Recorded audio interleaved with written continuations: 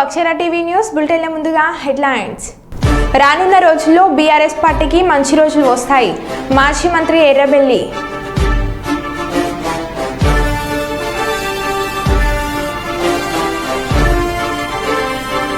శ్రీ సోమేశ్వర ఆలయంలో తొలి ఏకాదశి పూజలు.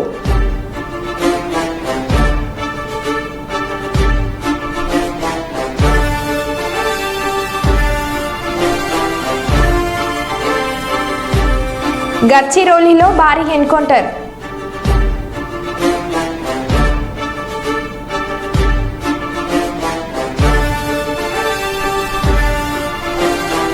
కర్నూలులోని పలు ప్రాంతాల్లో మంత్రి టీజీ భరత్ ఆకస్మిక పర్యటన.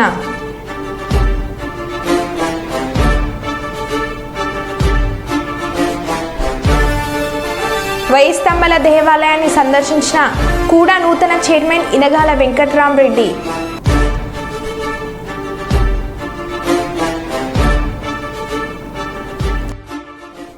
ఇక వివరాల్లోకి వెళ్తే జగిత్యాల జిల్లా ధర్మపురి పట్టణంలో కుల మతాలకు అతీతంగా పీర్ల పండుగ అంగరంగ వైభవంగా జరిగింది. భక్తులు పెద్ద ఎత్తున తరలి వచ్చి తమ మొక్కులు చెల్లించుకున్నారు. పీర్ల ముందు ఏర్పాటు చేసిన నిప్పుగుండం చుట్టూ కళాకారులు నృత్యం చేస్తూ సందడి చేశారు. చివరి రోజున వేలాది మంది ప్రజలు ఊరేగింపుగా రాగా పీర్లను గోదావరిలో నిమజ్జనం చేశారు.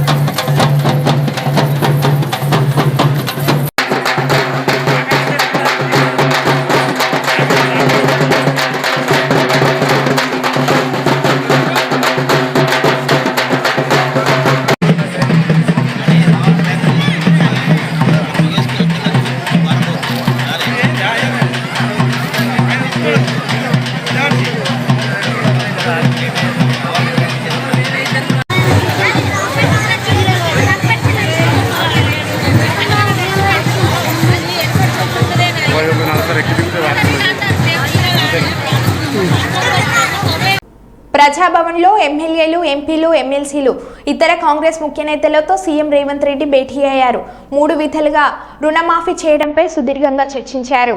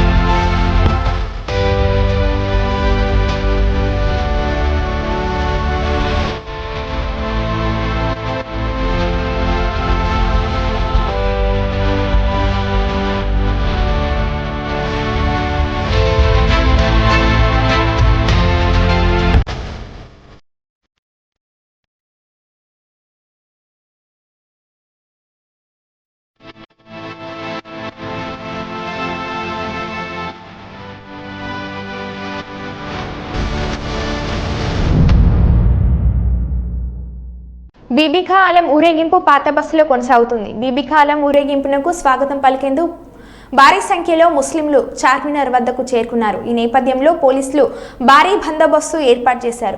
ఎక్కడా ఎలాంటి అవాంఛనీయ సంఘటనలు జరగకుండా చూసుకున్నారు. మొత్తం 550 మంది పోలీసులతో భద్రతా ఏర్పాట్లు చేశారు.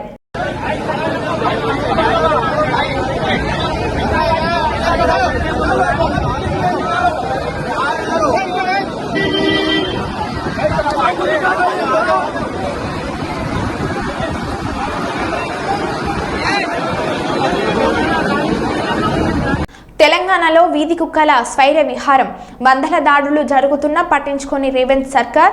ఈ ఒక్కరోజే 25 మందిపై దాడులు. నిన్న హైదరాబాద్లోని జవహర్ నగర్లో వీధి కుక్కల దాడిలో తీవ్రంగా గాయపడి మరణించిన చిన్నారి ఘటన మరవక ముందే ఈరోజు రాష్ట్ర వ్యాప్తంగా మరో 25 మంది వీధి కుక్కల కారణంగా గాయపడ్డారు. కరీంనగర్, హుజరాబాద్, బోర్నపల్లి, వరంగల్లో వరుస సంఘటనలు.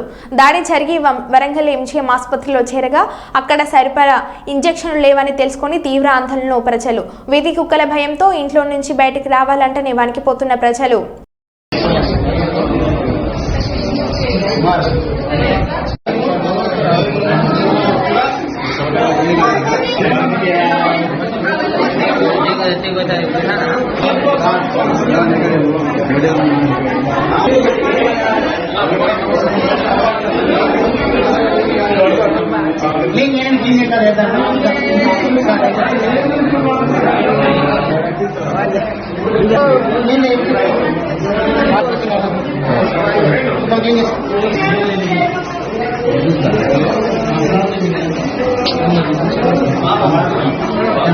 ఒక్క నిమిషం ఇంజక్షన్ తీసుకున్నారా?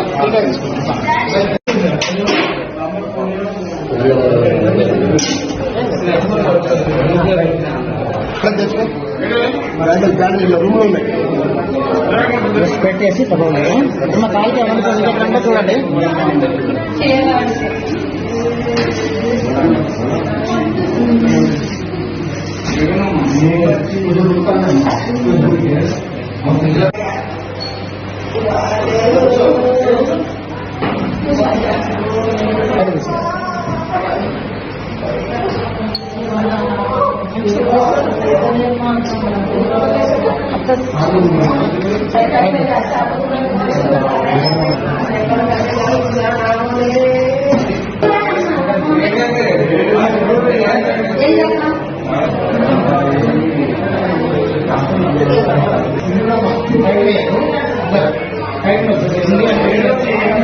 ఆ ముఖం తీసుకోండి ఇంకా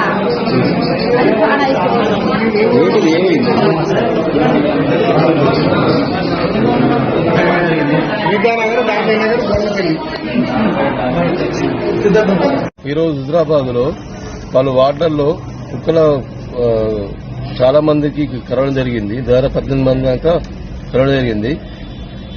దానికి కొంతమంది ఎంజిఎం హాస్పిటల్ తీసుకుపోయినారు. ఇక్కడ లోకల్ హాస్పిటల్లో కొంతమంది ఉన్నారు.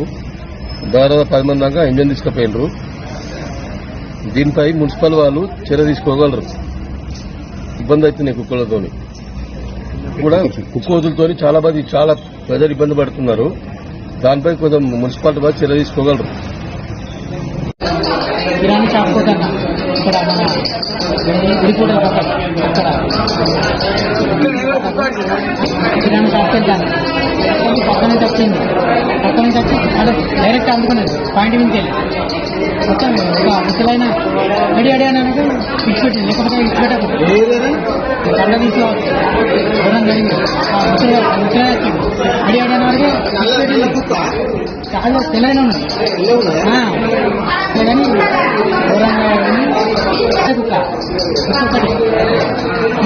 దూరంగా బయటకు వస్తాను షాప్ అవి నేనలోకి వచ్చినప్పుడు ఎక్కడ వచ్చిందో వచ్చిన కొడుకుని వచ్చిందో ఇద్దరిని వచ్చింది బయట ఇంతవరకు చిన్నది వచ్చింది. కాంగ్రెస్ పార్టీ సాధ్యం కాని హామీలు ఇచ్చి గద్దెనెక్కిందని విమర్శించారు. మాజీ మంత్రి ఎర్రబెల్లి దయాకర్రావు పాలకుర్తి మండల కేంద్రంలోని బీఆర్ఎస్ కార్యాలయంలో వారు మాట్లాడుతూ రైతు భరోసా ఇప్పటి వరకు కూడా ఊసేలేదని, రైతులకు 2 లక్షల రుణమాఫీ ఏకకాలంలో చేస్తామని, అధికారంలోకి వచ్చాక ఇప్పుడు ₹1,00,000 చేస్తామని లేనిపోని కొరువీలు పెడుతూ పబ్బం గడుపుతున్నారని, రైతులకు పెట్టుబడి అందక అష్ట కష్టాలు పడుతున్నారని, కాంగ్రెస్ ప్రభుత్వం ఎన్నికల్లో ఇచ్చిన 420 హామీల్లో ఏ ఒక్కటి కూడా అమలు చేయలేదని బీఆర్ఎస్ పార్టీ కార్యకర్తలు కాంగ్రెస్ ప్రభుత్వం ఇచ్చిన హామీలను నెరవేర్చే వరకు ప్రజాక్షేత్రంలో ఉండి పోరాడతానని, కాంగ్రెస్ బీజేపీ పార్టీలు వాట్సాప్ గ్రూపులలో, యూట్యూబ్లలో నా మీద లేనిపోని అసత్య ప్రచారాలు చేస్తున్నారని, దీనిని తీవ్రంగా ఖండిస్తున్నానని, ఎట్టి పరిస్థితుల్లో పార్టీ మారే ప్రసక్తే లేదని, రానున్న రోజుల్లో బీఆర్ఎస్ పార్టీకి మంచి రోజులు వస్తాయని, కాంగ్రెస్ ప్రభుత్వమే వస్తుందని ధీమా వ్యక్తం చేశారు. మళ్ళా అధికారంకి వస్తుంది. టీఆర్ఎస్ పార్టీ కేసీఆర్ గారు చేసిన మంచి పనులు ప్రజల్లో పట్ల రివ్యూ జరుగుతున్నాయి. కాంగ్రెస్ పార్టీ ఎన్నో వాగ్దానాలు చేసింది. సరైన వాగ్దానాలు ఒక్కటి కూడా నిలబెట్టుకునే పరిస్థితి లేదు. టీఆర్ఎస్ పార్టీ కేసీఆర్ గారిని గ్రామాలలో రైతులు కానీ, రైతు కూలీగాలి కానీ, ప్రజలు కానీ కేసీఆర్ను పోగొట్టుకున్నామనే బాధ ఉన్నది. మీరు ధైర్యంగా ఉండాలి. కార్యకర్తలు పార్టీని కాపాడుకుందాం. మళ్ళా పూర్వవైభవం తప్పకుండా వస్తుంది. కార్యకర్తలు ధైర్యంగా ఉండాలని నేను విజ్ఞప్తి చేస్తున్నా. ముఖ్యంగా పాలకుర్తి కార్యకర్తలకు, వర్ధనపేట నియోజకవర్గ కార్యకర్తలు, వరంగల్ జిల్లా కార్యకర్తలందరికీ విజ్ఞప్తి చేస్తున్నా. మీ దయన్నగా మిమ్మల్ని అందరినీ కూడా కాపాడుకునే బాధ్యత నేను తీసుకుంటానని కూడా ఈ సందర్భంగా తెలియజేస్తున్నాను. కర్నూలు నగరంలోని పలు ప్రాంతాల్లో రాష్ట్ర పరిశ్రమలో వాణిజ్యం, ఫుడ్ ప్రాసెసింగ్ శాఖ మంత్రి టీజీ భరత్ ఆకస్మికంగా పర్యటించారు. నగరంలోని 46వ వార్డు పరిధిలోని కేవీఆర్ కాలేజీ వెనుక ప్రాంతమైన బాబు జగజీవన్ రావు నగర్లో పర్యటించి ప్రజల సమస్యలు తెలుసుకున్నారు. ఎన్నికల సమయంలో పర్యటించిన సందర్భంగా గెలిచిన తర్వాత ఈ ప్రాంతాలకు ఇబ్బందులు లేకుండా చూసుకుంటానని హామీ ఇచ్చానని మంత్రి తెలిపారు. అందుకే సమస్యలు తెలుసుకునేందుకు వచ్చానన్నారు. రోడ్లు, డ్రైనేజ్లు, త్రాగునీరు, మరుగుదొడ్ల సమస్యలు తీర్చాలని మున్సిపల్ కమిషనర్ భార్గవ్ తేజకు చెప్పారు. సమస్యల పరిష్కారానికి తప్పకుండా కృషి చేస్తానని ప్రజలకు భరోసా ఇచ్చారు. అనంతరం కేవీఆర్ కాలేజ్ నుండి బంగారుపేట మీదుగా ఆనంద్ థియేటర్ వరకు ఉన్న రోడ్డు మార్గాన వెళ్లి ప్రజలతో మాట్లాడారు. ఈ రోడ్డు అందుబాటులోకి వస్తే నగరంలో ట్రాఫిక్ కష్టాలు తగ్గుతాయని అన్నారు. ఇక్కడ నివాసం ఉంటున్న ప్రజలకు ప్రత్యామ్నాయం చూపించి ఈ రోడ్డు మార్గం తీసుకొస్తానని మంత్రి తెలిపారు.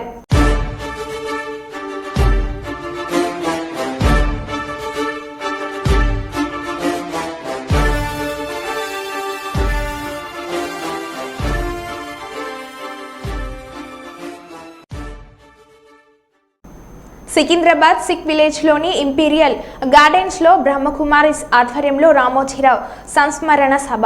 మంత్రి పొన్నం ప్రభాకర్ రామోజీరావుకి ఘన నివాళులు అర్పించారు. ఒక సంస్థను స్థాపించి సమాజం కోసం ఒక వ్యవస్థను తయారు చేసిన రామోజీరావు వ్యక్తిత్వం గొప్పదైందని, జీవితంలో ఎవరినైనా మార్గదర్శక తీసుకోవాలంటే రామోజీరావుని తీసుకోవాలని, స్వయంగా ఎదిగి సమాజంలో తనకంటూ ఒక వ్యవస్థను నిర్మించుకొని సమాజానికి, రాబోయే తరానికి రామోజీరావు జీవితం ఒక మార్గదర్శకం.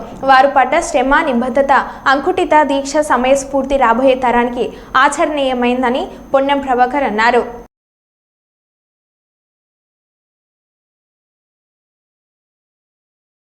హృదయపూర్వకంగా నివాళులు అర్పిస్తూ ఒక సంస్థ, అది బ్రహ్మకుమారి లాంటి సంస్థ, రామోజీరావు గారు కూడా ఒక వ్యక్తి కాదు, ఒక సంస్థ, ఒక మహోన్నతమైనటువంటి వ్యవస్థగా వారికి ఈరోజు వ్యక్తిత్వానికి మనం అంచనా వేయచ్చు. ఈరోజు స్వయంగా ఎదగడానికి జీవితంలో ఎవరైనా మార్గదర్శిగా తీసుకోవాలనుకుంటే రామోజీరావు గారు తీసుకోవాలి. నేను ఆనాడు వారి మరణించిన రోజు కూడా ఇక్కడే మాట చెప్పినాం. స్వయంగా ఎదిగి సమాజంలో తనకుండా ఒక వ్యవస్థ నిర్మించుకొని వచ్చే సమాజానికి ఒక మార్గదర్శిగా నిలిచినటువంటి రామోజీరావు గారి చరిత్ర రాబోయే తరానికి ఒక ఆదర్శము, ఆచరణీయమనే మాటని సందర్భంగా మనవి చేసుకుంటూ, తప్పకుండా వారి పట్ల శ్రమ కావచ్చు, వారు చూపెట్టినటువంటి నిబద్ధత, అకుంఠిత దీక్ష, వారికి ఉన్నటువంటి ఒక పట్టుదల, సమయస్ఫూర్తి, శ్రమపడే విధానం రాబోయే తరానికి తప్పకుండా ఆచరించిన వాళ్ళు తప్పకుండా సక్సెస్ అవుతారనే విశ్వాసం కూడా ఈ సందర్భంగా వ్యక్తం చేస్తూ వారికి శ్రద్ధాంజలి ఘటిస్తూ అందరికీ నమస్కారం. మహారాష్ట్రలోని గడ్చిరోలిలో భారీ ఎన్కౌంటర్ జరిగింది. బుధవారం మావోయిస్టులు పోలీసుల మధ్య జరిగిన కాల్పుల్లో 12 మంది మావోయిస్టులను పోలీసులు మట్టుబెట్టారు. ఈ ఎన్కౌంటర్పై మహారాష్ట్ర అధికారులు వివరాలు వెల్లడించారు. ఈ ఎన్కౌంటర్లో 2 పోలీసులకు సైతం గాయాలు అయ్యాయి. సంఘటన స్థలంలో పెద్ద ఎత్తున లభించిన ఆటోమేటిక్ ఆయుధాలను పోలీసులు స్వాధీనం చేసుకున్నారు. 2 పోలీసులకు గాయాలయ్యాయి. వారిని ప్రత్యేక హెలికాప్టర్లో తరలించారు.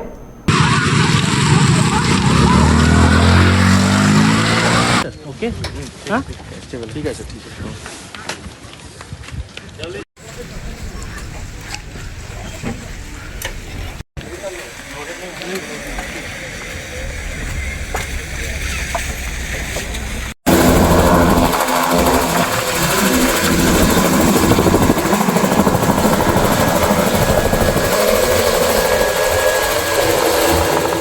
రామగుండం ఓపెన్ కాస్ట్ 2 ప్రాజెక్టులో మట్టి పిల్లలు కూలీ 2 కార్మికుల మృతికి కారణమైన అధికారులపై క్రిమినల్ కేసులు నమోదు చేయాలని కార్మిక సంఘాల నాయకులు డిమాండ్ చేశారు.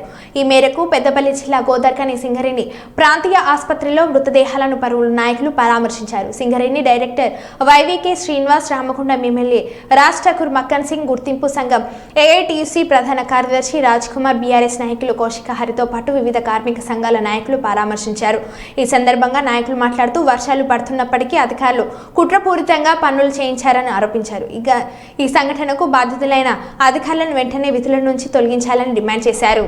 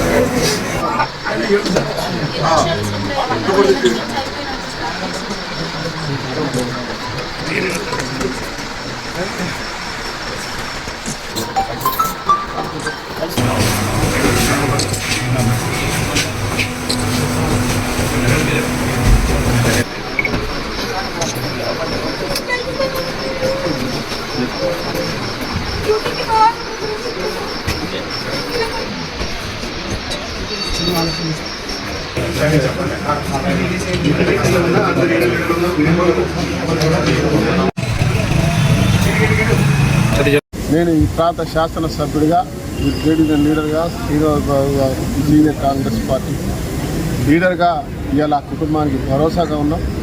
ఎవరైతే వారు అంటున్నారో వారికి రావాల్సినటువంటి ప్రతి ఒక్క సింగరేణి వ్యవస్థ ద్వారా వచ్చేటువంటి ప్రతి ఒక్క బెనిఫిట్ని వారికి ఇవ్వడం, దాంతోపాటు ఆ కుటుంబానికి ఉద్యోగాలు ఇవ్వడం, ఉద్యోగంతో పాటు వారి ఇంట్లో ఒక చిన్న బాబు కూడా ఉన్నాడు, వారి చదువు నిమిత్తం పూర్తిగా సహకారం చేయాలని చెప్పి అడగడం జరిగింది. తప్పకుండా అవన్నీ కూడా జరుగుతాయి. దాంతోపాటు ఎవరైతే ఈ నిర్లక్ష్యానికి కారణమైన అధికారులు ఉన్నారో వారిపై తగిన చర్యలు తీసుకోవాలని చెప్పి బాధితుల కుటుంబాలు చెప్తా ఉన్నాయి. తప్పకుండా మేమందరం కూడా సంబంధిత సీఎండీ గారితో మాట్లాడి దానిపై పూర్తి పర్యవేక్షించి కఠినమైన చర్యలు తీసుకుంటాం. ఇంకా భవిష్యత్తులో మళ్ళీ ఇలాంటి దుర్ఘటన జరగకుండా జాగ్రత్తలు తీసుకోవాల్సిన అవసరం. కేవలం వర్కర్లు పనిచేస్తే యాజమాన్యం నువ్వు చేయిపో అని హుకుం జారీ చేసే పరిస్థితి వచ్చింది. అంతేగాని వర్కింగ్ స్పాట్కు పోయి ఈరోజు ఈ పనిలో రక్షణ ఉందా లేదా అని చెప్పి చూసే అధికార యంత్రాంగం లేనట్టుగా ఈరోజు అక్కడ పనిచేస్తున్న వర్కర్లను కానీ లేకపోతే అక్కడ పనిచేస్తున్న టెక్నీషియన్లు మిగతా సూపర్వైజర్లు కనుక్కోవడం జరిగింది. ఇది పూర్తిగా అధికారుల వైఫల్యంగా ఏఐటిసి భావిస్తూ ఉన్నది. ఇది ఎట్లా ఉన్నదంటే నిర్లక్ష్య వైఖరితో కూడిన యాక్సిడెంట్ ప్రమాదంగా మేము భావిస్తూ ఉన్నాం. ఎందుకంటే ఈరోజు అక్కడ పనిచేస్తున్నప్పుడు అక్కడ డంపర్లు, డోజర్లు, షావల్స్ అని తిరుగుతూ ఉన్నప్పుడు నీకు అక్కడ పనిచేస్తున్నప్పుడు మట్టిని తీసిన మట్టిని వెడల్పుగా పోసుకునే బాధ్యత ఉండి సూపర్వైజన్ చేసే అధికారులు ఉండాలా. ఎవ్వరు లేని పరిస్థితిలో నేను చెప్తానో మీరు చేయండి పో అనే పద్ధతి ఆడ మాకు కనబడ్డది. ఏదైనా ఈ వైఖరిని మేము తీవ్రంగా ఖండిస్తూ ఉన్నాం. ఇది పూర్తిగా యాజమాన్యం వైఫల్యంగా మేము ఈరోజు మేనేజ్మెంట్తో చెప్తా ఉన్నాం. రేపు సేఫ్టీ ట్రైపార్టెంట్ మీటింగ్ హైదరాబాద్లో ఉన్నది. నిన్న జరిగినటువంటి యాక్సిడెంట్కు పూర్తిగా యాజమాన్యందే బాధ్యత. ఇవాళ వచ్చినటువంటి కార్మికులను అనేక రకాలుగా ఇబ్బందులు చేస్తూ వాళ్ళు గతంలో పనిచేసినటువంటి లొకేషన్ వేరు, ఇవాళ పంపిన లొకేషన్ వేరు, వాళ్ళకి అక్కడ ఉన్నటువంటి ఏరియా పట్ల అవగాహన లేకపోవడం కావచ్చు, అదేవిధంగా అక్కడ ఉండాల్సినటువంటి ఇంజనీర్ కావచ్చు, ఆ పైన అధికారులు కూడా ఎవరు కూడా సరైన ప్రికాషనరీ తీసుకోకుండా ఆ మట్టి వర్షం పడ్డప్పుడు ఏ విధంగా ఉంటుంది, ఏ విధంగా కూలుతుంది అనే కనీస అవగాహన లేకుండా మనుషులను కూడా ఏదైతే యంత్రాలు ఉన్నాయో యంత్రాలలాగా వాళ్ళు వాడుకుంటూ ఉన్నారు.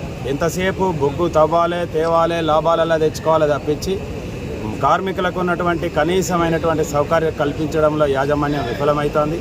నీకు అనుభవం ఉన్నటువంటి వ్యక్తులను అక్కడ పంపాలి, అనుభవం ఉన్నటువంటి ఇంజనీరు ఉండాల్సిన బాధ్యత. కాబట్టి ఎంతసేపు మనిషి చనిపోగానే వరంగల్ డ్రై సిటీలో శబ్ద కాలుష్యం చేస్తున్న బైక్లను ట్రాఫిక్ పోలీసులు పట్టుకున్నారు.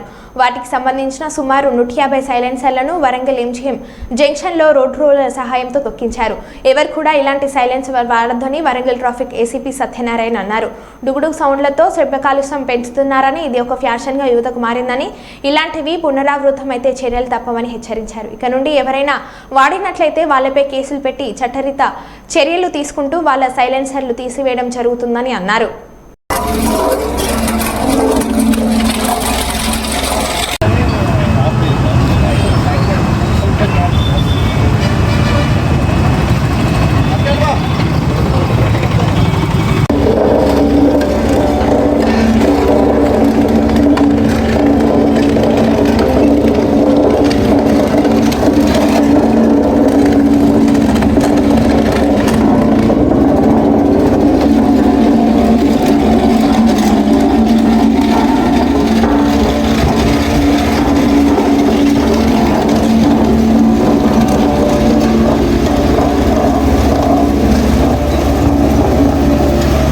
అనకాపల్లి జిల్లా అచ్యుతాపురం SEZలో భారీ అగ్ని ప్రమాదం జరిగింది. వసంత కెమికల్స్లో రియాక్ట్ పేలుడు, ఒకరికి మృతి, మరికొందరికి గాయాలు. పూర్తి సమాచారం ఇంకా తెలియాల్సి ఉంది.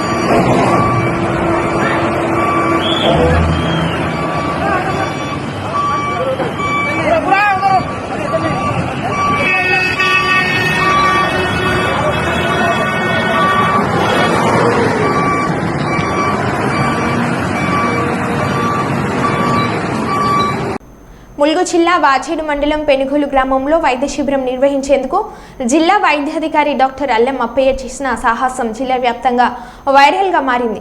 భారీ వర్షం కురుస్తుండగా 3 గుట్టలు, ప్రమాదకరమైన 3 వాగులను తాళ సహాయంతో దాటి సుమారు 15 కిలోమీటర్ల దూరంలో ఉన్న పెనుగోలు గ్రామానికి చేరుకొని వైద్య శిబిరం నిర్వహించారు.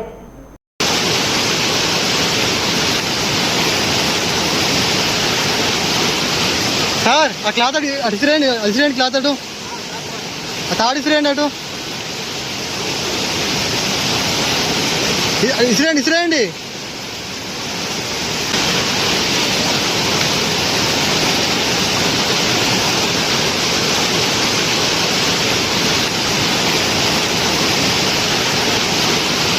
సార్ ఆ క్లాత్ అడిసిరేండి క్లాత్ అటు తాడిసిరేండి అటు ఇసిరేండి. కర్నూలు మున్సిపల్ కార్పొరేషన్ పరిధిలో 41వ వార్డు విష్ణు టౌన్షిప్లో కాలనీలో మౌలిక వసతులు కల్పించాలని ఎస్సీ, ఎస్టీ, బీసీ, మైనార్టీ మహిళా ఐక్య వేదిక కర్నూలు నగర అధ్యక్షురాలు మీసాల సుమలత కోరారు.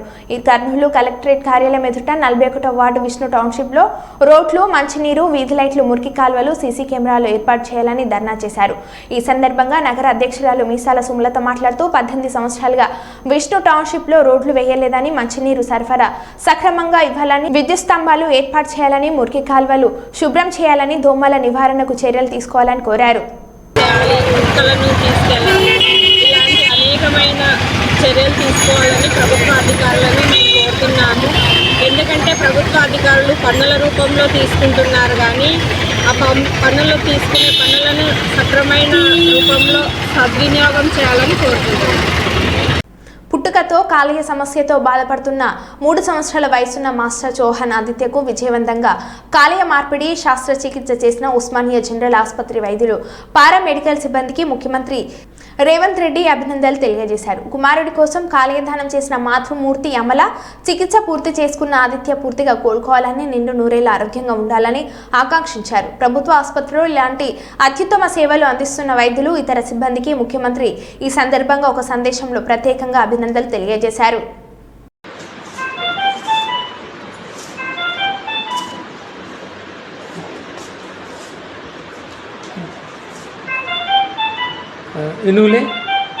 మరో బులెటిన్లో మళ్ళీ కలుద్దాం. Stay tune.